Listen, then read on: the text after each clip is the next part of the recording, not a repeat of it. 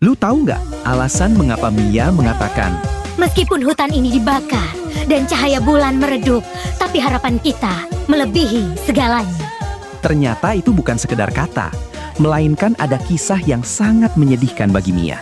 Dulu, Mia adalah pemanah dari ras Moon Elf yang hidup di bawah perlindungan Dewi Bulan. Ia dulunya hidup damai di hutan suci bersama bangsanya, menjaga keseimbangan alam. Namun, semuanya berubah ketika kekuatan kegelapan dari Abyss menyerang. Hutan mereka dihancurkan dan banyak kaumnya gugur. Dalam keputusasaan, Mia berdoa kepada Dewi Bulan. Doanya dijawab. Ia diberi kekuatan luar biasa, menjadikannya pemanah yang jauh lebih cepat dan mematikan. Dengan kekuatan itu, Mia bangkit sebagai harapan terakhir kaumnya. Ia bertarung bukan hanya untuk membalas kehancuran, tapi untuk melindungi cahaya dan mengembalikan kedamaian. Intinya, Mia adalah simbol harapan. Dari kehilangan dan kehancuran, ia memilih untuk bangkit dan melindungi yang tersisa.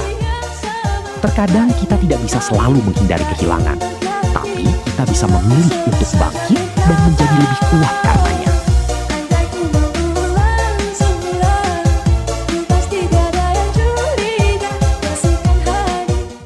Lu tahu nggak kenapa Zilong mengatakan, Sekarang, aku telah menjadi satu dengan tombakku. ternyata ada kisah di balik perkataan itu. Dulu, ada tempat yang berada di atas awan bernama Hidden Land of the Dragon.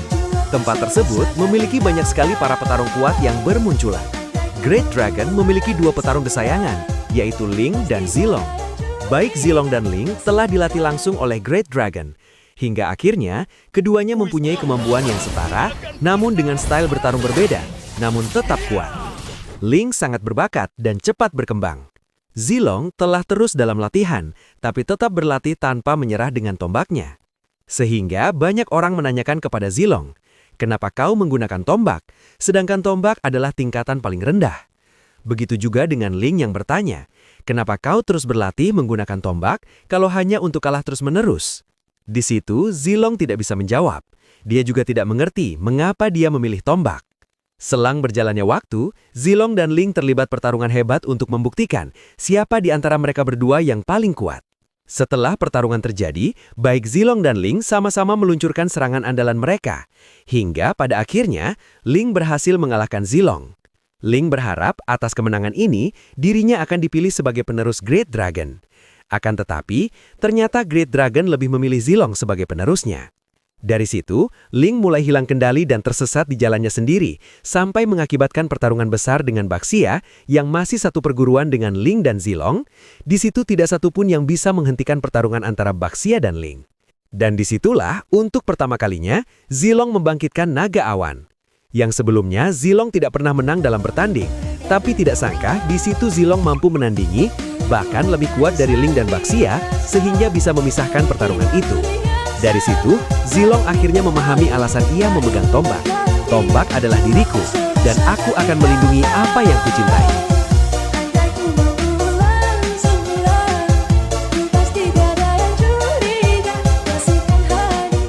Kalian tahu nggak kenapa Hayabusa mengatakan, Pengkhianatan harus dibayar dengan darah. ternyata itu bukan sekedar kata-kata, melainkan ada kisah di balik perkataan itu. Dulu, di dunia Land of Dawn, terdapat sebuah klan ninja legendaris bernama Shadow Sect, kelompok pembunuh bayangan yang hidup dalam disiplin, kehormatan, dan kegelapan. Dari sanalah lahir seorang ninja terbaik, Hayabusa. Sejak kecil, Hayabusa dilatih tanpa ampun oleh gurunya, Hanzo. Ia diajarkan satu hal utama. Seorang ninja tidak memiliki perasaan, hanya misi. Hayabusa tumbuh menjadi murid paling berbakat, cepat, tenang, dan mematikan. Namun di balik itu, ia masih memiliki hati, sesuatu yang dianggap kelemahan dalam dunia bayangan. Suatu malam, segalanya berubah. Hanzo, gurunya sendiri, melanggar aturan klan. Ia mencuri kekuatan terlarang, Forbidden Jutsu, sebuah teknik yang memakan jiwa penggunanya demi kekuatan yang tak terbatas. Shadow Sect hancur, banyak ninja gugur, dan sejak saat itu, Hanzo bukan lagi guru, melainkan target. Di antara abu dan darah, Hayabusa berdiri sendirian. Ia tidak menangis, tidak berteriak, hanya satu kalimat yang terucap. Aku akan menghentikanmu, meski aku harus menghilang bersama bayangan.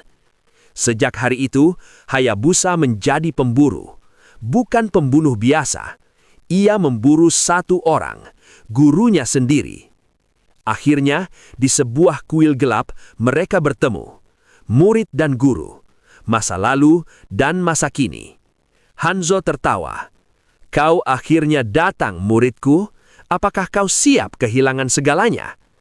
Pertarungan mereka bukan hanya tentang kekuatan, tapi tentang prinsip, tentang apakah Hayabusa masih memiliki hati atau sudah menjadi bayangan sepenuhnya. Kisah Hayabusa mengajarkan bahwa hidup adalah tentang pilihan sulit. Kadang kita harus berkorban, kehilangan, bahkan sendirian. Tapi yang paling penting adalah tetap menjaga siapa diri kita sebenarnya.